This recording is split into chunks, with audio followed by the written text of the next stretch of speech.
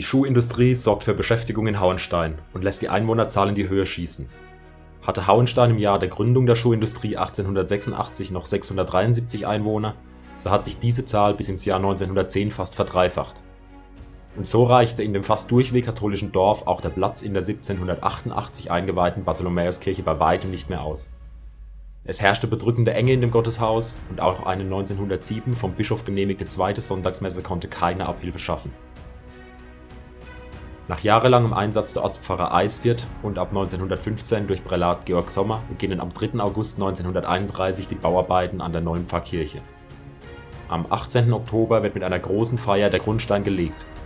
Geweiht wird die Kirche, wie in der Urkunde beschrieben, dem Königtum Christi. Sie erhält den Namen Christkönigskirche. Mit der Namensgebung setzen die Hauensteiner symbolhaft ein Zeichen gegen den aufkommenden Geist und den Machtanspruch der Nationalsozialisten. Nur Christus ist König. Das neue Gotteshaus wird mit Buntsandstein aus den umliegenden Wäldern errichtet.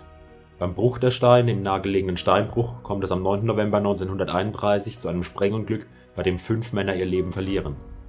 Der ganze Ort trauert mit den Angehörigen. An die Verunglückten erinnert ein Mosaik über dem Südportal des Gotteshauses. Am 20. August 1933 wird der mächtige Bau von Bischof Ludwig Sebastian eingeweiht. Aufgrund seiner monumentalen Größe wird das Bauwerk auch als Hauensteiner Dom und als Burg Gottes im Wasgau bezeichnet. Dem Erbauer Prälat Sommer rechnet man auch zu, dass Hauenstein als Bollwerk gegen den Nationalsozialismus gilt.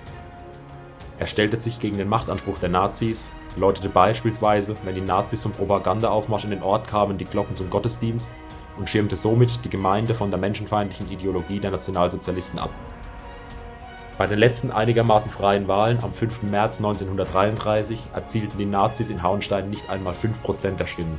Weniger Stimmen für Hitler gab es im ganzen Reich in keiner anderen Kommune mit mehr als 1000 Einwohnern. Sie wollen mehr Schuhgeschichte erleben? Dann folgen Sie unserem Themenweg und besuchen Sie das Deutsche Schuhmuseum in Hauenstein, das größte Museum seiner Art.